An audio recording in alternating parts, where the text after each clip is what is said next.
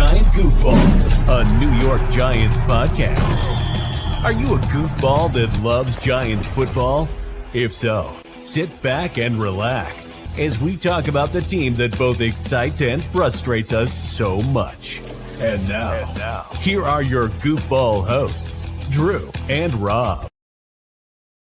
Welcome, fellow goofballs, the two giant goofballs in New York Giants podcast. I am Drew, joined as always by... I'm me, Rob. Let's get the show on the road. Oh, yes. We got two It's a groups to talk special about, show. guys. It's a special show because of that. We got two groups we're going to talk about in one because, quite frankly, this is two groups that we're not going to change a lot on. So we thought, let's combine them. And let's just talk about these groups here real quick because they're both important parts. They're kind of ones that people don't like to talk about as much for whatever reason sometimes, but they're important. Flashy. They're not flashy. They're not flashy. But that's the linebackers and the special teams. And guys, you can't succeed without a good special team. That's a third of your team. Whether people want to admit it that way or not, it really is. And teams that have a good special team squad, it's a nice advantage.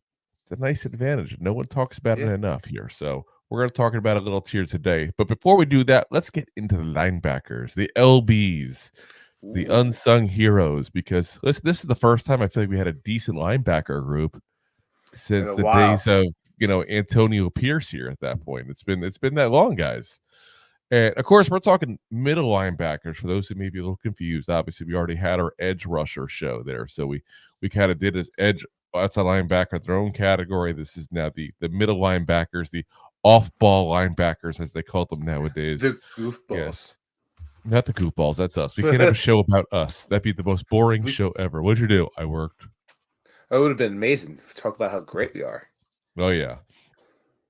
0 subscribers. Speaking of which, if you haven't already, if you're a big Giants fan, do me a favor. This is your first episode. Hit the like, hit the subscribe, hit the follow, share to somebody else there as well. Let's get into that linebacker group, though. So first up, we have the man, the myth, the legend himself, the man who, for some reason, it took several months for half the Giant content creators out there to remember how to say his name correctly. Bobby Okereke. Is that Okereke? No, Okereke. Yeah, okay. I don't know. Listen, I'll admit freely that we talk about players that I might be interested in or players that we're talking about potentially getting. Sometimes, listen, if I got the time to look it up to verify I'm right in the pronunciation, sometimes I'll admit I slack a little. But when it comes to a guy that's a Giant, once he's a Giant, I'm going to know how to say the goddamn name. Yeah. You got to watch some tape. Make sure you know. I was a little shocked. Even some of the bigger guys in the middle were like in the beginning were like saying his name wrong. I was a little shocked by that. But anyway, Bobby Okereke, probably the biggest and best off-season addition we had via free agency last year. 149 tackles, guys. That's a tackling beast, tackle machine right there. 2 interceptions, 2.5 sacks, a 78.2 PFF grade. And I don't think we can say enough nice things about him. I really think we can. Don't have I believe he only had he had less than 100 last year too, didn't he? What? Tackles. Oh, I mean the prior year? No. Yeah. He took over Shaq Leonard's job over in the Colts last year, so he's been over 100 the last couple of years. But this is really the first time that he's gotten the national stage because he played for the Colts prior to that. I mean, again, I don't want to be like mean about Indianapolis or what it is, but it's not nearly as big a city as New York is, obviously. No, he had 151 last year, 151 last year, 132 the year before that. So he's consistently doing about 145 tackles for the last 3 years. And listen, there's not a lot of guys that can do that. He's one of them. So yeah. Hopefully he's a Giant for a long time. And very smart guy, too. People don't often talk about that enough here. It's not just the Ivy League, college background and all that. If you listen to the man talk, the man understands the game at a level that some will never. Point blank. He has an intense football IQ. Yes. Like I said, very glad we got him. Next up, a guy that was a little bit of a shocker this year. Especially for you. I was like on the fence, but you were like not on this guy. But no, you know what? I thought he'd be an okay backup. Maybe let's see what he develops into, but he didn't really impress us last year. This year, though, Micah McFadden seemed to be a guy that was just there when you needed him. You know what I mean? Yeah. Like, didn't have this amazing, stellar career, like season like Bobby Okereke did, where you go, oh my God, this guy's like a borderline Pro Bowler kind of guy. But he was just a consistent guy in that background. 101 tackles of the season, 1 interception. Low PFF grade, though. I was kind of shocked by that. 65.6 was his PFF grade. So I'm kind of curious maybe to go do a tape study specifically of him and see what they saw they didn't like there, because I honestly expected a much better grade than what he got. Yeah, so he definitely. I was expecting low to mid 70s. He definitely had his name spoken about a lot. Yeah, I mean, I remember like the Niners game's a classic example. It's like every single time a good play happened, there he was. So I don't know what happened there, but for whatever reason, they didn't like him as much at PFF. So like I said, kind of curious to go back and kind of watch some of the games specifically to see what he does and how he does. Next up, the Swiss Army knife himself, the guy who was like heralded coming out of Clemson as like a freak of nature for the football field that nobody knew what to do with in Arizona. So they traded it to us. So, Isaiah Simmons, 50 tackles on the season, 1 sack, 1 interception, which is for a TD. Played on just 33% of the defensive snaps on the year. So I got to give that as part of the context there, because, again, 33% of the snaps, 50 tackles. That's a pretty high percentage. Think about even if he did 75, 80% like a starter, he'd probably be 125, 130 tackle kind of guy at that point based on that number there. I was going to say, you do simple math, 33% of snaps, times that by 3, that's 150 tackles. Yeah. Well, he wouldn't be 100% of the snaps necessarily like Okereke was. I'm just saying. I know. I'm saying. 68.9 PFF grade there. So actually a little better than McFadden there. And he's a Swiss Army knife. That's what he is. I don't think this guy will ever be a star in this league like some people thought coming out. But I think he's a guy who fills a lot of different holes. Like, he can play edge, he can play linebacker, he can play safety. He's even Friday and Saturday night, even on a Tuesday. Ayo. But it was even kind of discussion like, where do we put him in our conversations here? We do the state of the team groups here, because it's like, where do you put him? He plays so many roles. And I put him as linebacker because of the fact that he's edge, he's linebacker, he's safety. I figure linebacker is kind of the middle of that group there at that point there. That's what I say. Yeah. So that's where we're putting him here. But I mean, in the end, you got a guy that plays a lot of places, and that comes in handy, especially when you got a team like ours who typically has issues for whatever reason with injuries. It's nice to have a guy that you can put an edge, you can put a linebacker, you can put a safety, you can put him in the slot, even if you need to be at that point. Like, there's a lot of places you can put this guy. And versatility is a big thing nowadays in the NFL there. So now he's one guy we got to talk about there because of the fact that he's a free agent. That we got him with 1 year left on that contract there at that point there. So I'm hoping they bring him back, but I'm hoping that they bring him back at a number that's reasonable. Obviously this is not a guy you consider tagging or anything like that, but it's a guy that you still would like to have because he's a good piece to have on that defense. I don't know what the market's going to be for this guy, though, to be very frank with you. Yeah. Look how excited Giants fans were we traded for him, as if we just got this all-pro player. Some people, not going to name particular names, but there were some people like, oh my God, we're going to solve the issues that Arizona couldn't, as if our coaching staff did a great job than anybody else. I mean, but like, there could be a team or two out there that still thinks they can do amazing things with this guy. I don't think that's possible. I think he is what he is. He's a piece that comes off the bench, fits many roles, fills a lot of spots for you, and doesn't do any of them spectacular, but doesn't do any of them horrible. And that's what he is. There's nothing wrong with that. But if some team thinks they can fix him, make him into a star of their defense, they might overpay for him. And I don't want to overpay. I'm done doing that stuff. We're not overpaying anymore, guys. Joe Shane's going to have a number in his head, and he's going to stick to it. He's not going to get him in this up, okay? So please. Hopefully it's a low number. I mean, I'm thinking like, a couple $1 million and that's it. I really am. I don't think he's going to be a guy that you go crazy on, So we'll see there. Next up, Jarrad Davis, who we expected big things. A lot of people expected him to be the second linebacker with Okereke. And of course he gets hurt in preseason, and then that ends that one there. That was it. Yeah. Wow. So yeah. Again, another guy who's a free agent though as well, didn't play a snap. I would think that you can get this guy at a veteran minimum deal, and if that's the case, bring him back to camp. We'll let him be part of the battle 100%. There, and let's see what we got, because he's a former first-round pick. The Giants brought him in because they liked him. They brought him back because they liked him. So if you like him that much, bring him back again, unless it was Wink. If it was just Wink and everybody else in the room was like, I don't know about this guy. He gave him 2 shots, man. But I'm just saying, you got to have that as part of the equation, because there is a new defensive coordinator. Who knows? Who was the person yelling that they wanted Jarrad Davis at that point? We don't know. And of course, we got 2 other guys we got to talk about here, because we're going to leave Darren Beavers alone in this conversation, because he spent all year in the practice squad, didn't appear on the regular. He'll pop up in camp and probably go right back to the practice squad. That's what he is. Unless he saves his beaver. Yes. Let's see. God, who knows? But I have no hopes. I had too many high hopes for him last year that I'm going to go into this season with no hopes. Yeah, that it could be pleasantly surprised when he great comes in as a backup. I love being pleasantly surprised and not unpleasantly surprised. The unpleasant surpriseness is not so fun. And the 2 guys left there are Cam Brown and Carter Coughlin. That we're going to kind of bunch them together, because they're going to kind of segue into our next discussion here we're going to have. Because let's be honest, we list these guys as linebackers, but they're not. They have no defensive ability whatsoever. These guys are purely special teamers. That's what they are. And they do that very well. Don't get me wrong.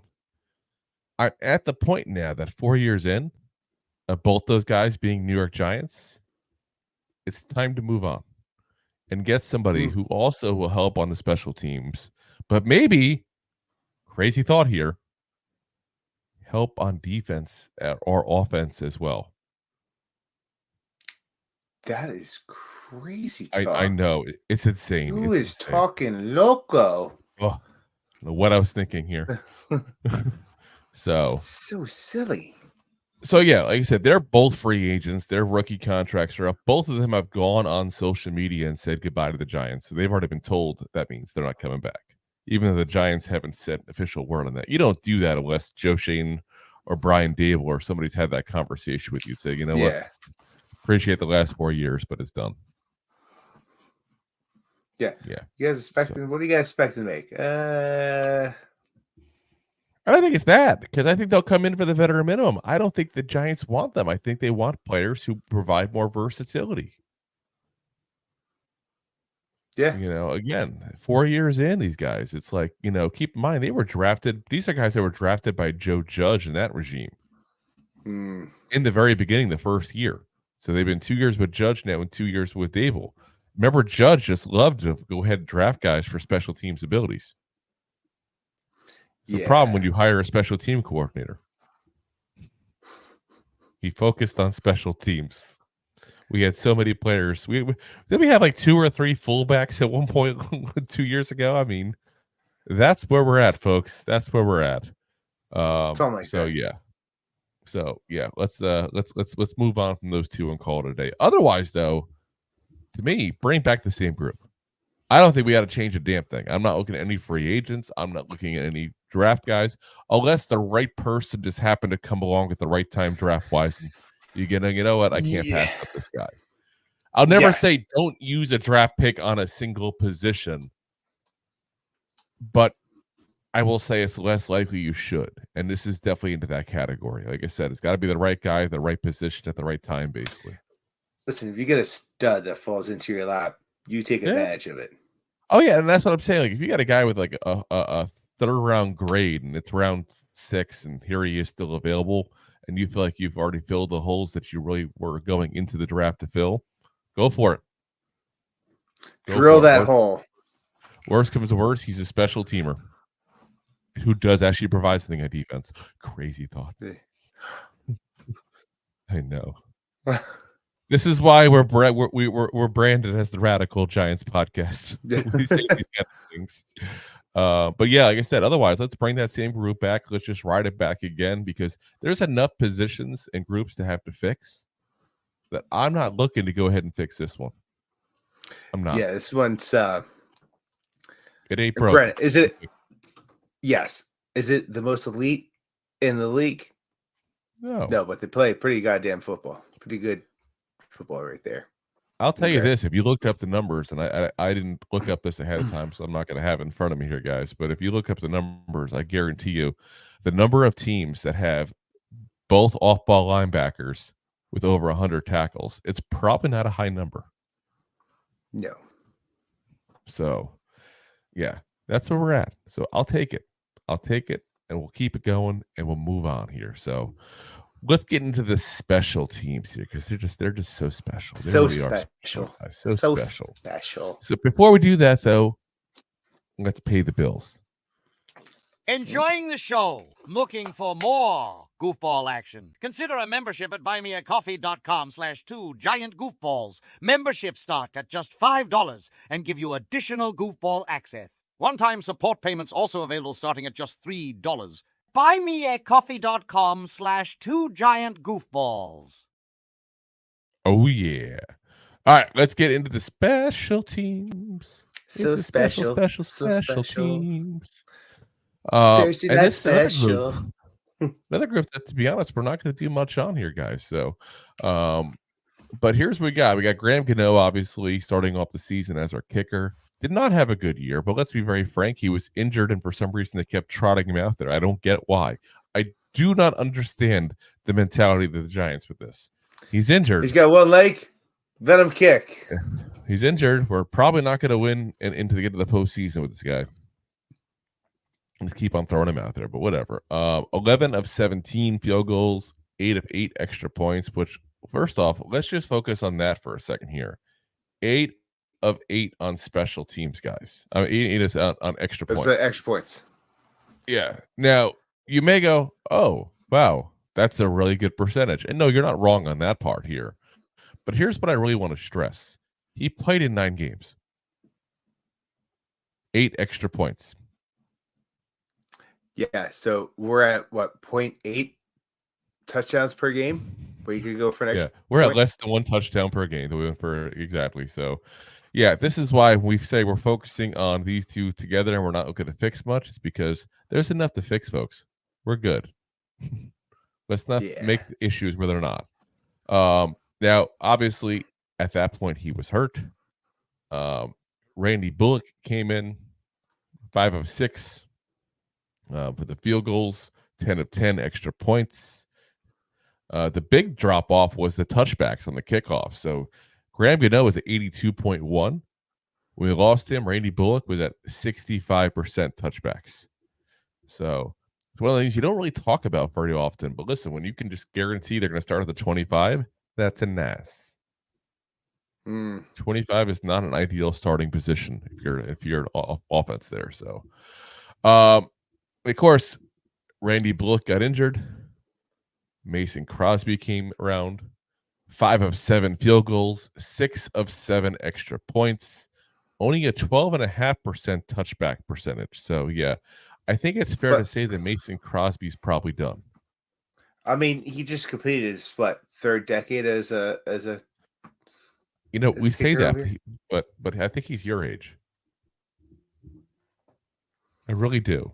So I hope you feel old now. I felt old. He's 39 years old. He's 39. Hey, listen. He's got some age on me, right? Not much. Not much. Granted, I woke up Sunday morning because I slept on the couch and I didn't want to walk for half the day, but that's besides the point. I'm also 2 years older than him. Just saying. Let's not call him old. We're calling ourselves old in the process. Now, when all these injuries happened, we got to talk about the Scottish Hammer, who, of course, also kicked a field goal, was 101 for field goals there. 40-yard kick he'd made there. So that's pretty impressive for somebody who doesn't actually practice doing field goals. 40-yard is not a chip shot by any means there. Had one kickoff in that game, also for 51 yards. So it'd be kind of interesting if you can get a kicker that also punts and just combine them and just have one guy do both. Saving a roster spot. Like having a 54-man roster. It's a rugby spot, eh? But obviously his main thing was the punting. So 95 punts on the year, which first off, can we go, oh my God, on that? 95 punts, guys. That's a lot of punts. That's a ridiculous amount of punts. I'm pretty sure that led the league. That's five and a half punts per game. So that means every quarter we're punting the ball away once, plus another one for good measure randomly in the game. Well, yeah, when you go 3 and out, not 2 because it's 5.5. Yeah, that's insanity. Your punter should not be punting that often. Again, this is why I keep stressing. Don't fix. At least you got a lot of depth of what he did last year. Yeah. Now on his punts, he had 46 yard per punt average. He had 4.2 touchback percentage. That's pretty damn good. 36% within the 20-yard lines. So I want to really quick, because I know we've talked about this guy on this show a few times. And I've heard some people still talk trash about this guy. Everybody who watches this show and has watched this show for a while knows that I was one of the biggest trash talkers of the Scottish Hammer, who had let's be very frank, had a really shitty 22. Took forever to punt the ball, had it blocked a couple of times, kept it just dumping it in the end zone, kick after kick after kick. Did not have a good 22. Look at the difference here. We talked about a 4.2 touchback percentage. Last year, he had last year it was, but 22, let's say that. In 23, 4.2 touchback percentage. In 22 is 12.2, guys. That's a freaking massive difference. And he added another 2.5 net yards per punt, meaning he was able to get the ball higher. And the end result of how much the difference the field got shrunk after the punt, he gained 2.5 yards. That's nothing to scoff at. How many times does a touchdown end on like the 1 or 2 yard line, guys? Oh, that's the difference we're talking about sometimes. Yeah, I mean, also, how many times we've talked about in 2022? Like, dude, you just got to corner the kick. You got to drop it in the corner. And it's weird. He didn't drop it in the corner necessarily, but it's like he got close to it. He'd at least put it towards the corner. He wouldn't like coffin kick it, but he'd get it towards the corner, and he would definitely would kick it higher. Yeah, and he took a little extra oomph off it and just went a little higher. A little oomph. Yeah, oomph. So, congrats, Jamie Gillen, with a good season there. Casey Kreiter is our long snapper, obviously. Let me put it this way. This is the first time you've heard his name in about a year. That's all you have to know. Exactly. That means he's doing his job. You only hear about long snappers when they suck. So, good going. Yeah. He's a free agent again. They keep signing him to 1-year contracts. Let's re-sign him. Let's keep it going there. Punt return, a kickoff return. Let's get to the return game, guys, because that's where we had our issues in special teams here. Let's go into the punt returns here, because that's been the big woo. So Gunnar Olszewski, we got like halfway through the year there because of all the issues we had with punt returns. Ended up 23 returns, 273 yards. That's 11.9 average there. That's good. That's good, guys. Yeah. I have no issues with this guy. Had a touchdown, too. I can't remember the last time we got a punt return touchdown as well on a 94-yard return. So, yeah. Before we got him, here was the monstrosity of the group we had. Eric Gray. Well, this is why we got him. Yeah, Eric Gray, 7 returns for 28 yards, 4-yard average. His longest was 14 yards, guys, which was half of his total. That means the rest of them was 6 of them for 14 yards. Yeah, 2.2 average or whatever. Yeah, 2.3. That's not good, guys. And this was something that I think Shane kind of admitted he made the mistake on when he had his press conference. He kind of said, we got him for his punt return abilities, basically, because other people we wanted were already taken. This is why you don't reach. You could always get somebody to do just as bad. Yeah. You could have hired me. I would have come in there and done just as bad as Eric Gray. Listen, I'll say it before. I've said it before. I'll say it again. Eric Gray to me was a horrible pick. Was a waste of a pick. Even on draft night, Rob and I were like, "What the hell was this?" I'm pretty sure I was like, "Who the hell is this?" Yeah, we did. We were like, we're trying to put the lipstick on this pig big time, but there was no lipstick to put on. It was like a natural shade. Like we could still tell it was a pig. But yeah, so obviously he lost the job, and Gunnar Olszewski showed us how it was done. So we did have a couple other guys in between. Sterling Shepard had 3 for 10 yards, including a 5-yard return. Bobby McCain had 1 for 0 yards, and so did Nick McLeod as well. So obviously that means those two fair caught theirs. So yeah, Gunnar Olszewski, that's the only guy in that group that I'm happy with on the return side there. He is also a free agent. Listen, I'm not opposed to bringing him back at all in any way, shape, or form. But I'll say this: I don't think it has to be him. It doesn't, But if you get him on a cheap deal, and he got the space, because here's the problem: he's much like Cutter Coughlin and Cam Brown. He provides nothing on offense, absolutely nothing. Yeah. So that's your issue. If you can put the spot together for him, then go for it. Why not? But if you can't, I mean, obviously we're recording this on Monday. We're about to do our off-season game plan, so I can say it here because this will hit on Wednesday.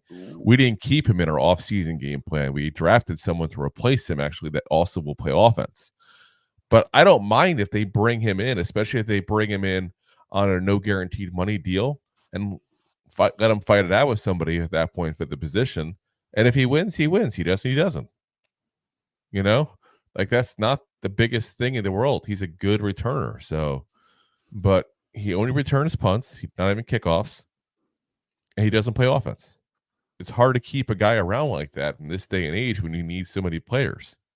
You can only keep so many. So, yeah. Like I said, bring him in, see what happens. Kickoff return. Paris Campbell, 8 for 191 yards. That's a 23.9 yard average. That's the only thing he did good this year. I was going to say, it's probably more yards than he had in his actually receiving. Yeah, that's it, guys. That was the end of positive talk about Paris Campbell, because that's it. Eric Gray, there he is again. 4 yards. 4 yards. It feels like 4 yards. 4 returns for 58 yards, 14.5 yard average. Yeah, 24 to 14. That's basically the difference we're looking at here. If you want to call it 15, it'd be nice. I mean, that's a huge difference, guys. And then Lawrence Cager also had 1 return for 0 yards. Now, I don't remember Lawrence Cager's return, and I wonder if it was an offside kick or something, because of the fact that he obviously doesn't go back there to return, but he would be on a hands team, and it was for no return. So I got to imagine it was an offside kick. Yeah, I don't recall. I can't imagine putting Lawrence Cager back there return. No one puts a tight end back there to kick off return. Just doesn't happen. You put running backs and wide receivers. So, but yeah, that's something we got to address, guys. Paris Campbell going to be gone. Eric Gray is crap, and Lawrence Cager may or may not be here. He's somebody that I could have or not have and not care less. Hate to break it that way. It's a person, I know. Just being honest, it's a business decision here. He's not a horrible player. He's no one I'm going to miss, though. That's where he's at. He's a bridge piece, I guess. He's a brick. He's like a bridge for the steam. House. Steam. Steam. A stream. Woof. Stream. Whoa. Talking streams. Don't cross the streams. Don't cross the streams. Sometimes you cross the streams. Oh my gosh. So anyway. They take out Safe Puff. But yeah, that's where we're at, guys. So, we're sitting there now with, on the special teams, just having to figure out the return game again, which is the same issue we had last year. So it's got to be something they figure out this year. It's got to be something that becomes, I'm not saying a priority, because I get it. It's not as important as quarterback, edge, offensive line, some of the holes we have here in this team. But it's got to be something we figure out, man. It's got to be. Like, this can't be the end of the discussion here. Because it's not good enough. Flat out, it's not good enough where we need to be. So, kick-wise, we're good. It's just the returning part of that. So, like I said, Oshevsky, if we keep him, great. I'm not going to be upset if we don't. We just got to have someone there. So we'll have to see what they do. This is the time of the program usually we give you guys like, oh, this is the person we think we can get. This is the person that we would sign. When you're talking kick returners, guys, there are so many options. It's not even funny. We could sit here with a 5-hour show on potential people we could pick up to return kicks. Let's talk about running back threes on 31 of the different teams. Let's talk about you and me. Whoa. Whoa. I was just saying not that kind of program, Rob. It's a family establishment. Telling my wife. But yeah, I mean that's where we're at, guys. So again, linebackers we're sitting on. We're getting rid of Cam Brown. We're getting rid of Carter Coughlin, which we already know the Giants are going to do anyway. We're re-signing Jarrad Davis. We're re-signing Isaiah Simmons, assuming that we can do it without breaking the bank here. And then we're going to go ahead and try to figure out the return game as we go. And what I mean by as we go is we're going to bring in people that we know can do it and let them battle it out. And we're going to make it a point to make sure we have people in camp that can do it. And we're not going to get rid of them like Jamison Crowder. Just saying. Should have kept him. Yeah. I'm not wrong. I'm not going to say otherwise. I don't think you're necessarily right, but I don't think you're necessarily wrong. I think it's a hindsight call. No, because once we saw what Sterling Shepard was. Don't tell me the Giants didn't know what he was. That's utter BS if you think the Giants didn't realize how bad he was. So, yeah, I'm just gonna call it like it is. I mean, here was he averaged 7.9, so 8 yards per kickoff for punt return. That's what Jamison Crowder did for the Commanders. A whole lot better than the 2 yards that Eric Gray was going with. Not as good as Oshevsky, but saying. That has nothing to do with Shep there. No, but Shep didn't provide anything. How would he have, like 100 yards all season? Yeah. Huh? I mean. Well, Jamison Crowder had 159 yards. He could have carried that part of the load. Just saying, like. Not trying to be a jerk about it. I'm just being honest. That was a mistake. Just calling it out. So. But I think it's a hindsight of it. Because we talked about it at the beginning of the season. I think it's a. But again, it's not hindsight because. It's not hindsight, though, because of the fact that we were there to make that call. These guys were at the practices. Don't tell me Shepard looked great and all of us looked like shit once the season started. No, but, I mean, Crowder didn't. Don't tell me Eric Gray was looking spectacular returning punts in practice. But I'm sure Crowder also did not look great either. Oh, but didn't he's blow them out of the water. What they had, is what I'm saying. Obviously not. He wasn't like Oshevsky was, but I'm saying. But I'm just saying he may have not looked that good in practice compared to the other two. Just saying. It's a little bit of hindsight. That's all I'm saying. Yeah. I'm going to disagree. We'll respectfully disagree, sir. Okay. Respectfully. Separate ways. You're wrong. Anyway. Jerk. All right, guys. So usually this would be the point we say, let's get your comments. But obviously this is a recorded episode here because I had to go to a work event in Ocala. People don't know where Ocala is. The middle of the state of Florida, where there's basically nothing to do except apparently a work trip for me. So joy. And not to podcast. We will be back. Yeah. So, well, the problem is that I'm going to be at a hotel that I have to share with somebody else. I never know what hotel Wi-Fi is going to be like. So, plus I have a dinner Wednesday night, so I may have a few drinks. So, I don't know what's going to happen. So, therefore, we're recording ahead of time for that reason. But I'll be back tomorrow, which sounds weird because it's not tomorrow when I'm recording this. But I'll be back for Thursday's episode. We'll be back live there, so I'll shoot back in time, no problem to do that. So we're going to be discussing the secondary there, guys, doing our last group at the state of the team, going through, maybe, I don't know, maybe some Xavier McKinney talk happens. I don't know, who knows. Ooh. Crazy things have happened. So we'll be back to talk about that there for you guys tomorrow night.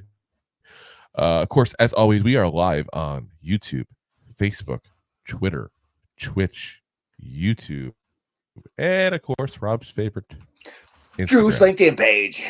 Oh, Instagram. Yes, of course, LinkedIn page. Actually, this episode won't even be on the Instagram page because I can't set it up since I won't be there for it. Yeah, so we'll skip this one on the Instagram. Sorry, Instagram people, but the platform sucks. Just watch our rating go down on Instagram now. But we'll be back on. Like I said, of course, we're always on audio podcast land as well. The episode goes live the next day at 5 a.m. on Apple, iHeartRadio, Spotify, all the big ones there. So do follow us there. Do the like and subscribe there as well. Appreciate you guys for listening in. We will see you guys tomorrow. I'm sure to the to the right of us is some nasty comments and some good comments and some smart aleck remarks by Connor probably as well. So we will reply to those. Who knows? We might be watching live at that point ourselves, just not having a spot to go record live. So again, we'll see you guys all tomorrow night. Appreciate as always for listening in, watching, and all that kind of fun stuff there. And as always, Giant fans, go G-Man! Go G-Man! Thanks for listening to Two Giant Goofballs, a New York Giants podcast. We appreciate your support. Thanks so much.